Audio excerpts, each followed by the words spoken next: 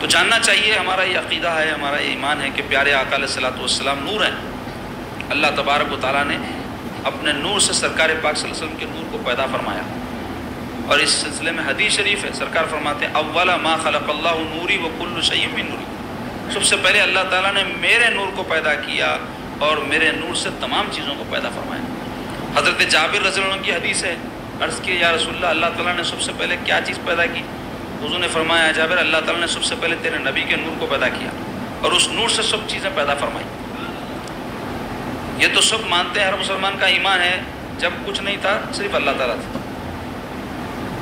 اب یہ تھا ہے یہ سب ہمارے واسطے ماضی مستقبل، اللہ کی ذات کے لیے کچھ بھی نہیں سمجھانے کو۔ جب کوئی چیز نہیں تھی، کوئی مخلوق نہیں تھی، صرف تنہا اللہ کی ذات تھی، تو اللہ تعالیٰ کو منظور ہوا کہ اپنی قدرت اپنی عظمت کے جلوے دنیا کو دکھائے جائیں، تو اللہ تبارک و تعالیٰ نے سب سے پہلے جس چیز کو پیدا کیا اس کے لیے وہ پیارے آقا علیہ الصلوۃ والسلام کا نور ہے۔ پھر اس نور پر اللہ تبارک و تعالیٰ نے طرح طرح کی عنایتیں کی۔ حدیث میں آیا ہے کہ وہ نور پاک کئی 100 سال تک اللہ تعالیٰ کے قرب میں رہا، کئی 100 سال تک اللہ تبارک و تعالیٰ کی محبوبیت کے درجے میں رہا، کئی 100 سال تک خوف کے مقام پر، کئی 100 سال تک رجا امید کے مقام پر، اس طرح اللہ تعالیٰ کی بے شمار عنایتیں اس نور پاک پہ ہوئی۔ تو وہ نور پاک جس وقت سے پیدا کیا گیا تھا اس وقت سے اللہ تبارک و تعالیٰ نے اس کو بندگی کا شعور عطا کیا۔ تو وہ نور پاک عرض کیا کہ مولا تعالیٰ میں آپ کو کس طرح عبادت کروں، کیسے آپ کی جو ہے میں نام پاک کو گنوں، کیسے آپ کا نام لوں، مجھے تعلیم فرمائیے۔ تو اللہ تبارک و تعالیٰ بغیر کسی واسطے کے اپنے حبیب کے نور کو تعلیم فرمائے۔ وعلمک ما لم تکن تعلم، قرآن کی آیت ہے جس میں اللہ تعالیٰ فرما رہے ہیں ہم نے آپ کو وہ کچھ سکھایا جو آپ نہیں جانتے تھے۔ اس کی تفسیر میں صوفیاء کرام اور بزرگان دین لکھا ہے کہ بغیر واسطے کے اللہ تعالیٰ نے اس نور کو تعلیم فرمایا، اپنے اسما تعلیم فرمایا، اور جو کچھ کہ اللہ کو تعلیم فرمانا تھا اللہ جانے، اس کا رسول جانے، اللہ نے تعلیم فرمایا۔ تو اس نور پاک کو جب اللہ نے تعلیم فرمایا تو وہ نور پاک عرض کیا مولا عبادت کی کیفیت مجھے بتلائیے اور میرے لیے ایک عبادت خانہ بنائیے تاکہ میں آپ کی عبادت کروں۔ تو اللہ تبارک و تعالیٰ ایک آئینہ خانہ جس کا نام اللہ نے مصباح العزہ رکھا، عزت کا چراغ، وہ تعمیر فرمایا اور نور پاک وہ سرکار پاک علیہ الصلوۃ والسلام کے اس آئینے خانے میں رکھ کر اپنے اسما تعلیم فرمائے۔ تو وہ نور پاک اللہ تعالیٰ کے اسما جو توقیفی بولے تو قرآن حدیث سے ثابت ہے 99 ہے، مگر اس کے علاوہ اللہ تعالیٰ کے اتنے اسما ہیں اللہ ہی جانے۔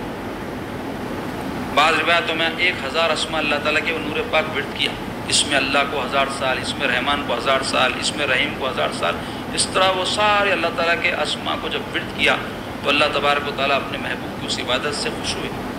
تو ارشاد فرمائے کہ ارے میں میرے محبوب کے نور مانگ کیا مانگتا ہے؟ تو وہ نور عرض کیا مولا مجھے قرائن سے ذرائع سے پتہ چلا ہے کہ آپ مجھے امت کا مقتدی بنانے والے ہیں، امت کا پیشوا بنانے والے۔ مولا میں اس عبادت کے طور یہ چاہتا ہوں کہ آپ میری اس امت کی بخشش فرما دیجیے۔ ہمارے سرکار کو اپنی امت سے کتنی محبت ہے، دیکھو ابھی امت بنی نہیں، حضور نبی بن کے دنیا میں تشریف لائے نہیں، لیکن وہاں بھی امت کا خیال کر رہے ہیں۔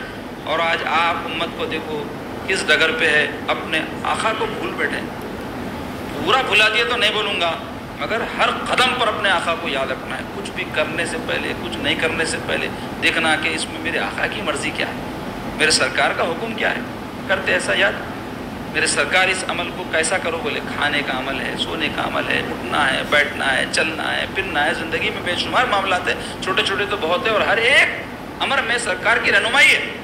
چلو اتنا نہیں تو بڑے بڑے معاملات میں تو حلال حرام کا معاملہ ہے، زندگی میں ایسے کام ہیں جو ایک ہی وقت انسان انجام دیتا اس کے حوالے سے، یا اور ایسے کام جو زندگی میں اس کو اہم ترین معلوم ہوتے ہیں، سرکار کا اس میں کیا حکم ہے، شریعت کی کیا اس میں رہنمائی ہے، سوچنا چاہیے نا مسلمان۔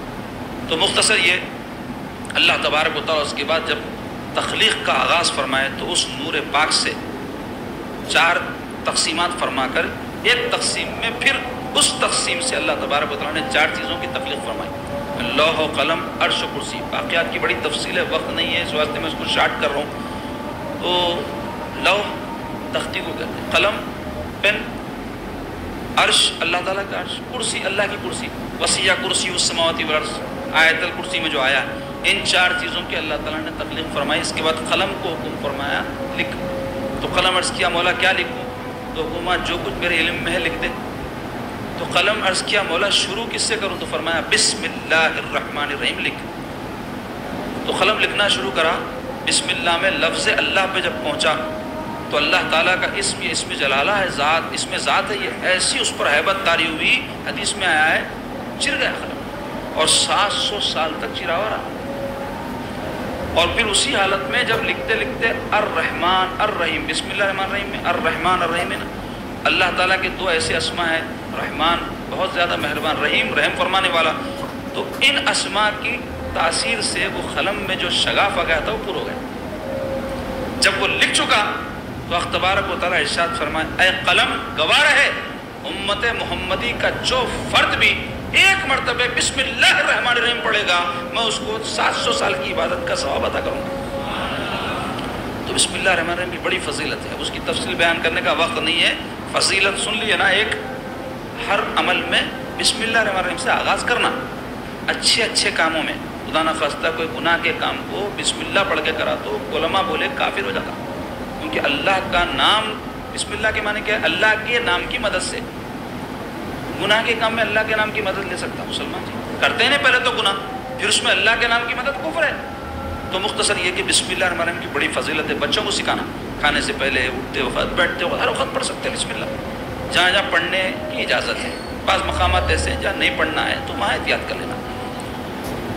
پھر اللہ تبارک و تعالیٰ سرکار پاک علیہ الصلوۃ والسلام کے نور سے باقی کائنات کی تخلیق فرمائے. زمین، آسمان، عرش، فرش، ستارے، سیارے، جو چیزیں کائنات میں سب حضور کے نور سے بنائی گئی.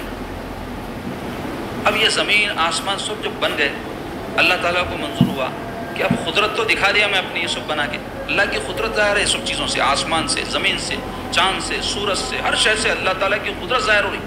اس واسطے اللہ تعالیٰ کیا حکم فرمائے کہ تم غور کرو کائنات میں. جانوروں کی طرح ہم نہیں ہو جانا. جانور چارہ دیکھتا، خالی اس کو چارہ معلوم، اس کے بچے معلوم، اس کی محدود سوچ، محدود علم. اللہ انسان کو سمجھ دیا، فکر دیا، غور کرنے کی صلاحیت دیا. تو یہ کائنات میں غور کرنا، احساس پیدا کرنا اپنے اندر. تفکر کی بڑی فضیلت ہے، لیکن تفکر کے لیے علم ضروری ہے. اس واسطے بولے علماء کے ساتھ بیٹھو، مشائخ کے ساتھ بیٹھو، نیک لوگوں کے ساتھ بیٹھو، عقل کھلتی، دل کھلتا، سمجھ کھلتی. سب منجمد ہو جاتے ہیں تو فونوں میں رہے، خالی ٹی ویوں میں رہے، خالی دعوتوں میں رہے تو کھا کے نفس موٹا ہو جاتا. سوچ انسان کی جو ہے صرف نفسانیت کی طرف لگی رہتی. اہل علم میں بیٹھے تو علم کی طرف سوچ جاتی. اہل دل لوگوں کے ساتھ بیٹھے تو دل کھلتا، روشن ہوتا، خیال روشن ہوتا. ان کی توجہ سے، ان کی صحبت کی برکت سے اس کا معمول بنانا. تو مختصر یہ کہ اللہ تبارک و تعالیٰ اس کائنات کے اندر اپنی قدرت کی نشانیاں پوشیدہ رکھے ہیں. غور کرنا. ان فی خلق السماوات والارض واختلاف اللیل والنہار لآیات لأولی الالباب. اللہ تعالیٰ فرمایا بے شک زمین و آسمان کی پیدائش میں، رات اور دن کے آنے جانے میں عقل مندوں کے لیے نشانیاں ہیں. عقل مند یعنی جو استعمال کرتے عقل تو سب کو دی اللہ، استعمال بھی کرنا نا. تو جو استعمال کرتے، غور کرتے، فکر کرتے، ان کے لیے نشانیاں ہیں قدرت کی. سبحان اللہ نکل جائے، ماشاء اللہ نکل جائے انسان کی زبان سے. مادی چیزیں خوبصورت تعمیر شدہ دیکھے تو لوگ انسانوں کے بنائے ہوئے چیزوں پہ واہ واہ کرتے رہ جاتے. نیا فون آیا، واہ کیا فون بنایا، نئی گھڑی ہے، واہ کیا گھڑی بنی، انسان بنایا. اللہ تعالیٰ یہ کائنات کی جو تخلیق کیا کبھی اس میں غور کر کے سبحان اللہ ماشاء اللہ بولتے؟ بولنا چاہیے. اللہ تعالیٰ کو پسند ہے. کئی برس کی عبادت سے بہتر ہے ایک لمحے کا تفکر، بلکہ حدیث میں آیا. تو یہ کائنات جب قدرت ظاہر کرنے کے لیے اللہ تعالیٰ بنا دیے تو اب اللہ تعالیٰ کو منظور ہوا عشق و محبت کے بھی کچھ جلوے دکھانا. یہ پوری زمین ہے سمجھو، پورے آسمان ہے، ستارے سیارے سب ہے، انسان کو ہٹا لو اس میں سے تو بے مقصد نہیں معلوم ہوتی کائنات. کیونکہ یہ کائنات بنائی گئی محمد رسول اللہ کے لیے، اور محمد عربی صلی اللہ علیہ وسلم کو چونکہ اللہ تعالیٰ انسان کے جو ہے لباس میں اس کائنات میں بھیجنے والے تھے، اس واسطے اس کا بھی انتظام فرمانا تھا. تو اللہ تبارک و تعالیٰ کی طرف سے اعلان ہوا انی جاعل فی الارض خلیفہ، کہ میں زمین پر اپنا خلیفہ بنانے والا ہوں. انی جاعل فی الارض خلیفہ. تو فوری فرشتے کہنے لگے قالوا وتجعل فیہا من یفسد فیہا ویسفک الدماء. اے اللہ آپ ایسے کو کیوں بنا رہے ہیں جو زمین پر خون بہائے، فساد کرے، نحن نسبح بحمدک ونقدس لک، ہم ہیں نا اللہ، آپ کی پاکی بیان کریں گے، آپ کی تسبیح کریں گے، ہمیں. تو اللہ تبارک و تعالیٰ فرمائے انی اعلم ما لا تعلمون، میں وہ کچھ جانتا ہوں جو تم نہیں جانتے. آدم علیہ السلام کے بنانے کی حکمت کیا ہے، انسان کے بنانے کی حکمت کیا ہے، تم نہیں جانتے، میں جانتا ہوں. میں حکیم ہوں، میں علیم ہوں، میں قدیر ہوں. کوئی کام اللہ تعالیٰ کا خالی حکمت نہیں ہے. دنیا میں کئی واقعات ہوتے، لوگ بولتے ہیں ایسا کہیں کو ہوا ہوں بھائی، ویسا کہیں کو ہوں گا، میرے ساتھ کہیں کو ہوں گا. ارے نادان، تو کیا جانے اللہ کی کیا حکمت ہے اس میں. ہمیشہ راضی رہے، راضی پر رضائے مولا رہے. جو کچھ وہ کرتا ہے اس کا کام ایسے ویسے نہیں ہوتا جیسے انسان، کوئی سمجھدار بھی انسان ہو تو 10 وقت سوچ کے طریقے سے کوئی کام کرتا. اللہ تو اللہ ہے، خالق و مالک ہے. جب وہ کوئی اپنے دنیا میں معاملات ظہور میں لاتا ہے تو کیا ایسے ویسے ہی ہوں گے؟ معاذ اللہ، ہرگز نہیں. اس واسطے ہر حال میں الحمدللہ الحمدللہ بولے. تو بہرحال خلیفہ کو بنانے کا جب ارادہ فرمایا اللہ نے تو انتخاب ہوا مٹی کا کہ خلیفہ مٹی سے بنایا جائے گا. تو علماء بولے مٹی سے کیوں بنائیں؟ تو بولے مٹی میں تواضع ہے، مٹی میں انکساری ہے، مٹی میں عاجزی ہے. اللہ کو بہت پسند، بندگی کا خاصہ یہی ہے. انتخاب حضرت آدم کے لیے مٹی کا اس واسطے ہوا کہ اللہ تعالیٰ کو پسند ہے کہ بندہ عاجزی اختیار کرے. اللہ کی بڑی شان ہے، وہ تو متکبر ہے، وہ تو قہار ہے، وہ تو جبار ہے، لیکن وہ کبھی بھی عاجز نہیں ہو سکتا، محتاج نہیں ہو سکتا. اللہ چاہتا ہے بندے ایسے ہوں جو عاجز ہوں میرے سامنے، وہ اپنی عاجزی کا اظہار کرے، خوش ہوتا اللہ. دعا مانگو خوش ہوتا اللہ، عبادت کرو سجدہ کرتے ہوئے سر زمین پر رکھو خوش ہوتا اللہ، کیونکہ اللہ تعالیٰ کو پسند ہے بندگی. عاجزی تواضع اس کے صفات میں نہیں ہے، بندوں کی صفات ہے. تو حضرت آدم علیہ السلام کی تخلیق کے لیے مٹی کو اللہ نے پسند فرمایا. بڑے واقعات کی تفصیل مختصر کر رہا ہوں. حضرت آدم علیہ السلام کا پتلا بنایا گیا. شیطان جو ہے وہ جب پتہ چلا کہ ایک کمال کی چیز بنائی جانے والی ہے تو اس کو پریشانی شروع ہو گئی، کیونکہ اس کا بڑا مقام تھا آسمانوں میں، فرشتے اس کے تابع تھے بہت سے، اور استاد کی حیثیت تھی، معلم الملکوت کہلایا جاتا ہے، اور بڑا عبادت گزار تھا. اس کی وجہ سے علماء کہتے ہیں تکبر پیدا ہو گیا، غرور پیدا ہو گیا. اور حضرت آدم علیہ السلام کی پیدائش پر جو اس کو تکلیف ہوئی اس سے حسد پیدا ہوگا اس کو کہ ہاں کہیں ایسا نہ ہو کہ آدم علیہ السلام پیدا کیے جانے کا میرا مرتبہ نہ گھٹ جائے. تو اس واسطے بزرگان دین بولے کہ حسد اور تکبر نہیں کرنا یہ شیطان کی خصلت ہے. شیطان حضرت آدم سے حسد کیا، جبکہ دیکھو دنیا میں عزیز و اللہ جس کا جو مرتبہ رکھنا ہے رکھے ہیں. کوئی کسی سے حسد کر لینے سے، کسی سے کینہ دل میں رکھنے سے، کسی سے دل میں براس رکھ لینے سے سامنے والے کا مرتبہ گھٹاتا نہیں. جس کا جو مقام اللہ نے دیا ہے، جس کی جو شان ہے. ہم حسد کر کے کسی کا مقام گھٹا نہیں سکتے، ہم اس سے بڑھ نہیں سکتے. ایسے ہی غرور و تکبر اللہ کو پسند نہیں ہے. شیطان کو ہمیشہ سامنے رکھو. غرور کیا، ابا واستکبر وکان من الکافرین، اللہ تعالیٰ فرماتا، انکار کیا سجدہ کرنے سے آدم علیہ السلام، اور تکبر اختیار کیا اور کافر ہو گیا. ایسی حرکت کر کے راندہ درگاہ ہو گیا، ملعون ہو گیا، رجیم ہو گیا، دھتکارا ہوا. سب کیوں ہوا؟ تکبر کی وجہ سے. اللہ تعالیٰ نے حکم دیا تھا اسجدوا آدم علیہ السلام کو سجدہ کرو. سب فرشتے سجدہ کرے. جب سر اٹھا کے دیکھے تو کھڑا ہوا تھا، سجدہ نہیں کرا. تو اللہ تعالیٰ پوچھے کہ اے شیطان کیوں سجدہ نہیں کرا؟ تو بولا انا خیر منہ، میں ان سے اچھا ہوں. کیوں؟ خلقتنی من النار وخلقتہ من طین، آپ مجھے آگ سے بنائے، ان کو خاک سے بنائے. تو یہ خاک کا ادنا ہونا، آگ کا اعلیٰ ہونا اپنے طور پہ طے کر لیا تھا. اب حاسدین اور متکبرین بھی یہی کرتے، اپنے آپ کو اچھا جو سمجھتے اس کا ایک فریم رہتا ان کے پاس، اس میں بٹھا لیتے اپنے کو، اور دوسروں کو اس سے ہٹا دے کے بولتے انہوں ویسے نہیں ہے، میرے میں یہ ہے، میں یہ ہوں. دولت ہے میرے پاس، اس کے پاس نہیں ہے. میں دولت مند، انہیں غریب. میں اچھا، انہیں خراب. میں خوبصورت، انہیں بدصورت. میں اچھا، انہیں خراب. میں علم والا، انہیں جاہل. میں اچھا، انہیں خراب. میں اعلیٰ نسب والا، انہیں ادنا نسب. میں اچھا، انہیں خراب. تو یہ اپنا فریم ہے اس کا.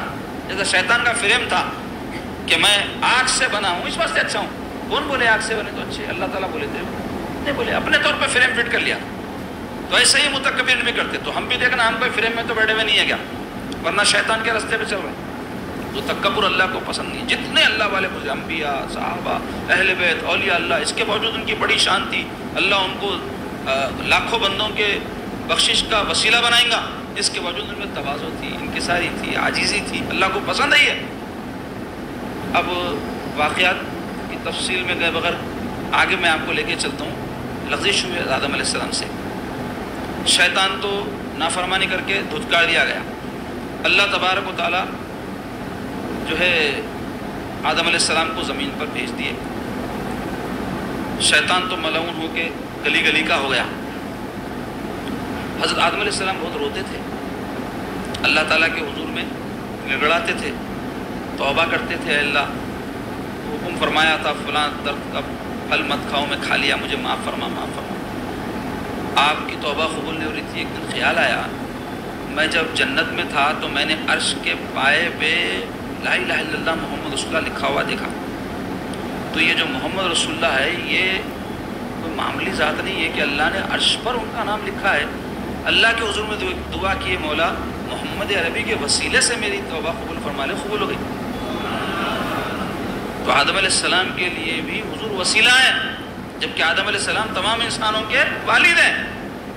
سبحان اللہ, کیسے فرزند ہے کہ اپنے والد کے لیے وسیلہ بن گئے. تو مختصر یہ کہ آدم علیہ السلام کا جب پہلے پتلا بنایا گیا تھا تو روح کو حکم دیا اللہ تعالیٰ پتلے میں داخل ہو جا. روح ایک لطیف چیز ہے, وہ داخل نہیں ہو رہی تھی. تو اللہ تبارک و تعالیٰ کیا کیے, نور محمدی کو حضرت آدم کے پیشانی میں رکھ دیے. اس کے بعد حکم دیے تو روح جو ہے فریفتہ ہو کر, کیونکہ نور روح سے بھی زیادہ لطیف ہے, تو فریفتہ ہو کر روح آدم علیہ السلام کے جسم میں داخل ہو. آدم علیہ السلام زندہ ہو. پھر بعد میں جو کچھ واقعات ہوئے تفصیل ہے اس کی, آپ زمین پر جو ہے تشریف لے آئے. اب یہاں انسانوں کا سلسلہ شروع ہوا تو وہ نور محمدی اس طرح زمین پر پہنچا, یہ بتانا چاہتا ہوں. جو اللہ تعالیٰ نے اپنے نور سے اپنے حبیب کا نور بنایا تھا وہ زمین پر آ گیا. اب وہ نور کے منتقل ہونے کا سلسلہ چلا. حضرت آدم علیہ السلام کے صاحبزادوں میں حضرت شیس علیہ السلام ایسے تھے جو تنہا پیدا ہوئے تھے, جبکہ حضرت آدم علیہ السلام کو ایک بچہ ایک بچی ہوئی, صبح میں شام میں. تو صبح جو ہوتے تھے ان کی شادی شام کے بچوں سے ہوتی تھی, انہوں نے چھوٹے لوگ بڑے, یہ سلسلہ چلتا تھا. تو شیس علیہ السلام تنہا پیدا ہوئے اور آدم علیہ السلام کی اولاد میں سب سے خوبصورت, سب سے حسین, سب سے جمیل, اور ان کی پیشانی میں نور مصطفیٰ منتقل ہوا تھا. پھر ان سے سلسلہ چلتا رہا حضرت نوح علیہ السلام. پھر ان سے اور بیچ میں ہستیاں ہیں, میں مشہور جو پیغمبر ہیں جو رسول ہیں ان کا ذکر کر رہا ہوں. حضرت نوح علیہ السلام کی اولاد میں حضرت ابراہیم خلیل اللہ علیہ نبینا علیہ السلام ہیں, ان میں وہ نور منتقل ہوا. اور حضرت ابراہیم علیہ السلام کے صاحبزادوں میں حضرت اسماعیل علیہ السلام بڑے صاحبزادے, اسحاق علیہ السلام چھوٹے صاحبزادے. بعض روایتوں میں اور ایک بھی صاحبزادے تھے ابراہیم علیہ السلام کے. تو جو بڑے صاحبزادے اسماعیل علیہ السلام یہ بڑی عمر میں پیدا ہوئے تھے. آپ کی زوجہ پاک بی بی حاجرہ ضعیف ہو گئی جب پیدا ہو, تو یہ نور پاک ان میں منتقل ہوا. پھر اللہ تعالیٰ کا حکم ہوا کہ اپنے صاحبزادے محبوب عزیز صاحبزادے اسماعیل علیہ السلام کو اور اپنی پیاری زوجہ بی بی حاجرہ کو لے جاؤ آپ, اور مکہ مکرمہ میں جہاں آپ کعبۃ اللہ شریف ہے وہاں چھوڑ دو. تو حضرت ابراہیم علیہ السلام اللہ کے پیغمبر, اللہ کے خلیل ہے نا, تو اللہ کے جو مقربین ہوتے ہیں, محبوبین ہوتے ہیں, اللہ کی طرف سے حکم ہو تو کیوں بلکہ نہیں پوچھتے. ابراہیم علیہ السلام تو خلیل ہے جی. اولیاء اللہ میں کئی ایسے بزرگان ہیں جن کے واقعات گزرے ہیں, ان کے ساتھ ناموافق حالات, آزمائشی حالات گزرے تو اف تک نہیں کرے. تو ابراہیم علیہ السلام تو ابراہیم علیہ السلام ہے, ان کو جب کوئی حکم ہو تو وہی ہے اللہ کی. تو انہوں یہ نہیں پوچھا ہے اللہ میرے بچے کو, جو چھوٹا بچہ شیرخوار دودھ پیتا اور تنہا بیوی, ایسے علاقے میں جہاں پر نہ پرندے نہ چرندے, کیونکہ پانی نہیں تھا اس سرزمین پہ, سنگلاخ پتھریلی سرزمین, وہ ایسی جگہ لے جا کر کدا چھوڑ دوں. حضرت ابراہیم اللہ کے خلیل, اور یوں ہی اللہ کے خلیل نہیں بنے, وہ جانتے تھے میں اپنے بیوی اور بچہ پر جتنا مہربان نہیں ہوں اللہ اس سے زیادہ مہربان ہے. وہ کیسے میری اولاد کو, میری بیوی کو ضائع کرے گا؟ اس نے جب حکم دیا ہے تو اس میں کوئی حکمت ہے, اور جب اس کے حکم پر میں عمل کروں گا تو یہی سعادت ہے اور یہی خلیلیت ہے. تو آپ لے گئے اور چھوڑ دیے. مختصر یہ کہ وہاں جب چھوڑ کے آپ چلے گئے تو حضرت اسماعیل علیہ السلام جو ہے پانی ختم ہو جانے پر, کیونکہ جتنا اسٹاک لے جا سکتے تھے لے گئے, اب کتنے وقت تک چلیں گا, ختم ہو گیا, تو رونے لگے. تو بی بی حاجرہ علیہ السلام ماں تھی, پریشان ہو گئی, اپنے صاحبزادے کے لیے پانی تلاش کرنے کے واسطے ادھر سے ادھر ادھر سے ادھر, وہ پتھریلی سرزمین پہ معلوم ہے پانی ملتا نہیں, پھر بھی اللہ کی ذات پر بھروسہ کرتے ہوئے دوڑنے لگی, صفا سے مروہ, مروہ سے صفا, صفا سے مروہ, مروہ سے صفا, چکرے مارنے لگی. وہاں معجزہ ظاہر ہوا, جبریل علیہ السلام آئے, اپنا پر مارے اس جگہ پر جہاں اسماعیل علیہ السلام پیر رگڑ رہے تھے, تو وہاں سے پانی کا چشمہ پھوٹ گیا. اور وہ کیا تھا؟ زمزم. اس کا نام زمزم کیسا پڑا؟